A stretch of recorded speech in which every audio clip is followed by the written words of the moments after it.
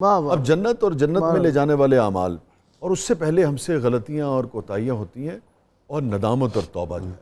سو ہم نے دیکھا ہے کہ ندامت کے مطلب مجھے خود یہ اندازہ ہوا کئی موقعوں پہ کہ ندامت کا لیکچر دینا بہت آسان ہے، مگر جنرلی اگر کوئی غلطی ہوئی ہے تو کسی سے معافی مانگنا یا نادم ہونا یہ بہت ہی مشکل کام لگتا ہے. اس کو آسان کیسے بنایا جائے؟ شاہ صاحب بڑا بڑا شکریہ. جب سے آیات تلاوت ان کی ہوئی، اور مفتی صاحب میں بڑا مشکور ہوں، کوئی گداز سے بیان کرے تو پھر آپ کی آنکھوں کی نمی اسی وقت وہ ظاہر ہوتی ہے. میں پچھلے کئی لمحوں سے تو اس کے سحر میں ہوں. ان آیات کی خوبصورتی، شاہ صاحب جب یہ آیات تلاوت ہو رہی تھی مجھے خیال آ رہا تھا، میں وہ خیال شیئر کرنا چاہوں گا. ہمارے ہاں مؤثر شخصیات جو نتیجہ پا سکتی ہیں، جو رزلٹ دے سکتی ہیں، جن کا انفلوئنس ہوتا ہے، جو افیکٹو ہوتی ہیں، اس پہ دنیا میں بڑا لٹریچر ہے.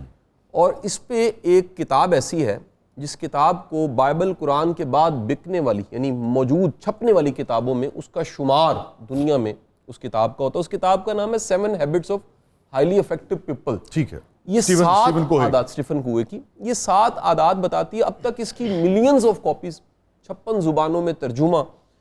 میں یہ آیات سن رہا تھا، مجھے خیال آ رہا تھا یہ بھی 7 عادتیں ہیں، اور اللہ گارنٹی دے رہا ہے کہ مراد وہ پائے گا، افیکٹو وہ ہوگا، نتیجہ اس کو ملے گا، منزل پہ وہ پہنچے گا، اور جنت کا وارث وہ ہوگا. کیا خوبصورت. ویسے وارث کیا بات، ایک ایسا ورڈ ہے جو کسی کا نام بھی ہو تو اچھا لگتا ہے. ڈرامے کا ہو امجد صاحب کی تب بھی اچھا لگتا ہے. اس میں ایک اور ٹیکنیکل ہے کہ مطلب میں عوامی سی بات کر رہا ہوں لیکن میں بڑی سنجیدہ بات کر رہا ہوں. لیز پہ نہیں ہے، وارث ہے، یعنی کہ وہ حصہ آپ کا ہو گیا. یہ بڑی اہم بات. وارث بننا، نتیجے پہ پہنچنا، مؤثر ہونا، مراد برنا، کیا خوبصورت الفاظ ہیں سارے ایک ردم میں.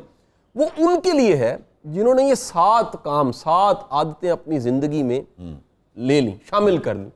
ایمان تو یقیناً ہے ہی، عمل صالح یقیناً ہے ہی. تانا نہ دینا، مفتی صاحب میں ترتیب اگر آگے پیچھے کر دوں تو آپ ایڈ کرتے جائیے گا. تانا نہ دینا، پھر اپنی شرم گاہوں کی حفاظت، پھر اس میں ایڈیشن کیجئے گا سر، اس کے ساتھ میں کیا جی، لغو باتیں، ایسی بات کسی کا دل دکھائے، وہ خیال پراگندہ کرے، کسی کی سوچ خراب کرے، کسی کو ڈاؤٹ دے. اچھا، سب سے بڑا حسن آپ دیکھیے دین کا، میں آج توبہ کو ساتھ اس کو جوڑوں گا، کہ اگر کسی کو دور بھیجنا ہو تو وزن ذرا کم دیا جاتا ہے. بھائی کندھے پہ زیادہ بوجھ تو نہ لاد، تو نے جانا بڑا دور کی منزل کا مسافر چھوٹے جھگڑے میں نہیں پڑتا.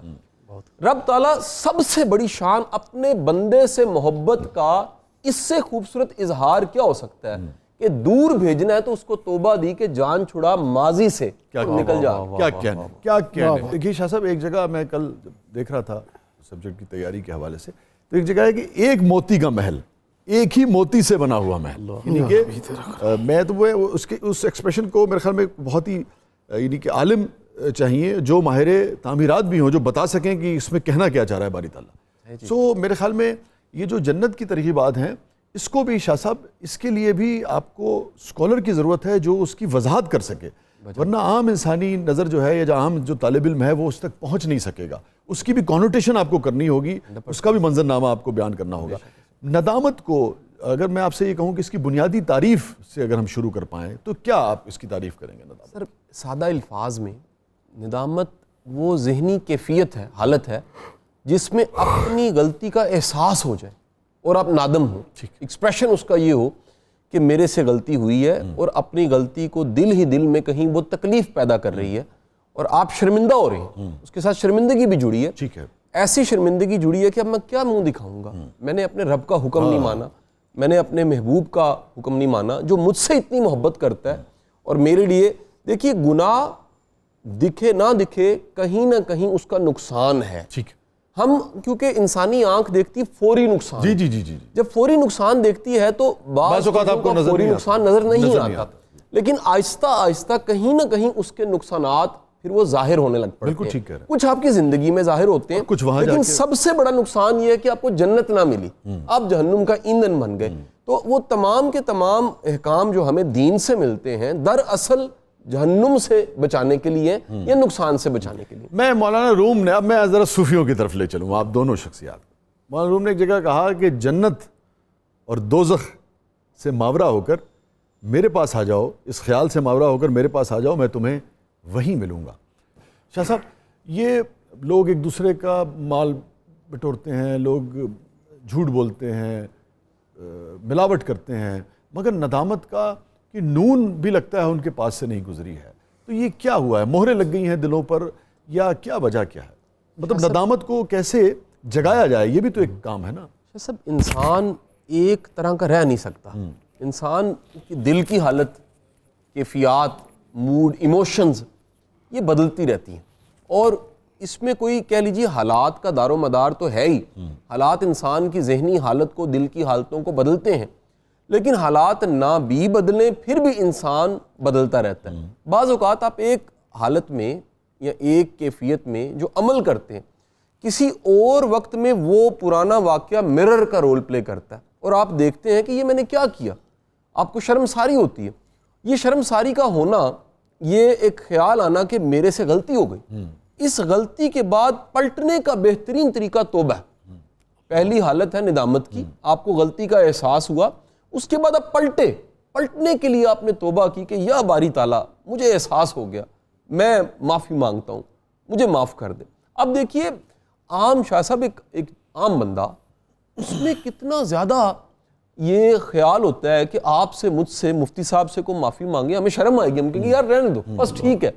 وہ کائنات کا رب, اس کا کیا انداز ہوگا, اس کا بندہ پلٹنا چاہتا ہے اور پلٹنے وقت وہ اس کو کتنا ویلکم کرتا ہے. ایک پرانی روایت سنائی جاتی ہے سمجھانے کے لیے کہ ایک بادشاہ کے 2 بیٹے تھے, ان میں سے ایک بیٹا ذرا لابالی طبیعت کا تھا, اس نے اپنے حصے کا مال و متاع لیا, اجاڑنا شروع کیا اور دور کہیں نکل گیا. ایک دن ایسا ہوا کہ وہ مال ختم ہو چکا تھا اور بری حالت کسی باڑے میں پڑا, اور اس وقت اسے خیال آیا کہ مجھے واپس جانا چاہیے. وہ واپس پلٹا, بادشاہ کو اطلاع مل گئی, اس نے اسی وقت کہا کہ جشن. وہ تابع دار بیٹا آ گیا, اس نے کہا جی یہ سارا کچھ گوا کے آ رہا ہے. اس نے کہا پتر جان دے بڑے نے, آندہ کوئی کوئی. واہ واہ واہ واہ. سچی توبہ جو ہے, سچی توبہ کے کیا یعنی کہ ارکان ہوں گے, اور سچی توبہ کیسے آپ پہچانیں گے؟ ورنہ تو آدمی وہ توبہ کرتا ہے, پھر گناہ کرتا ہے, پھر گناہ کرتا ہے, مندیاں تو ہم پتہ 100 ہو جاتا. جی شاہ صاحب دیکھیے, ایک تو طے شد بات ہے, میں اس کو تھوڑا سا اس حوالے سے ضرور جوڑنا چاہوں گا کہ ایک پڑھا لکھا دماغ جی وہ توبہ کو ضرور سمجھے کہ دین اور دین کے احکام ذہنی صحت کو ممکن بناتے ہیں. بہت اگر کسی کی ذہنی صحت ہی ٹھیک نہیں رہی, آج دنیا میں مینٹل ہیلتھ پہ ایک ایسا یہ موضوع ہے مینٹل ہیلتھ, جس کو یو کے میں سکولز میں سبجیکٹ کے طور پہ لگوا دیا گیا. 370 سکولوں میں پچھلے سال کی پالیسیز میں مینٹل ہیلتھ کو ایڈ کروایا گیا, اور 500 اس کے کوچ بھرتی کیے گئے ہیں. یہ نئی ایجوکیشن پالیسی میں یو کے میں مینشن ہے. مینٹل ہیلتھ میں سب سے زیادہ ذہنی خرابی پیدا کرنے والی عادت وہ گلٹ ہے. ایسی حالت میں رہنا, ذہن کی ایسی حالت کہ جس میں آپ شرمسار بھی ہیں, پچھتاوے میں بھی ہیں, ماضی کی لاش کو کندھے پہ اٹھائے پھر رہے ہیں, جان نہیں چھوڑے. اگر آگے جانا ہے آپ نے تو پھر آپ کے پاس, ایک مومن کے پاس, ایمان والے کے پاس بہترین رستہ یہ ہے کہ غلطی کو ایڈمٹ کرے, مانے اس شرمساری کے ساتھ, اور پھر پکا وعدہ ارادہ کرے کہ میں نے آگے جانا ہے, باری تعالیٰ مجھے معاف فرما, میں نے آگے جانا ہے. دراصل توبہ اس یقین کا نام بھی ہے کہ رب معاف کرنے والا ہے. سبحان اللہ. ایک شخص اگر توبہ نہیں کرتا اور اس کا توبہ پہ یقین نہیں ہے کہ جی وہ معاف کرے نہ کرے, یقیناً وہ معاف کرے نہ کرے, اس کے پاس اختیار ہے, لیکن اس کو یہ یاد رکھنا چاہیے کہ اس کی رحمت غضب پہ حاوی ہے. وہ کہتا کبھی میری رحمت سے نا امید نہ ہونا, تو کہیں لگتا ایسا ہے کہ نا امید رہنا بڑا گناہ ہے, ٹھیک ہے, یا یہ خیال کہ وہ معاف نہیں کرے گا.